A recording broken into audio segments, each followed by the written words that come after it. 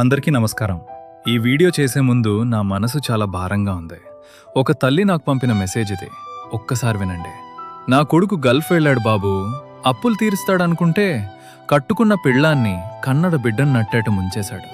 అక్కడింకొక దాని ముజులో పడి కన్నతల్లిని కూడా కాదనుకున్నాడు అని ఆవిడ ఏడుస్తుంటే ఆ కన్నీళ్ల వెనుక ఉన్న నరకం ఏంటో అర్థమైంది.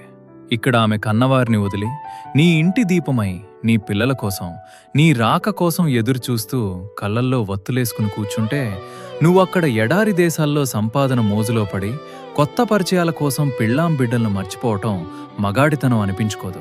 అది పచ్చి మోసం. గల్ఫ్ వెళ్ళింది సంసారాన్ని ఉద్ధరించటానికా లేక ఇంకొకరితో సుఖపట్టానికా?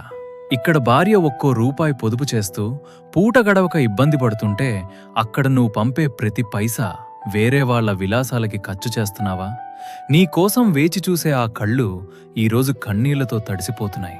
పిల్లలకి తండ్రి ప్రేమ లేదు, భార్యకి భర్త తోడు లేదు. నువ్వక్కడ పచ్చని జీవితాన్ని వెతుక్కుంటున్నావేమో కాని ఇక్కడ నీ నమ్మకాన్ని నమ్ముకున్న ఒక ఆడది బతికుండగానే శవమైపోతుంది.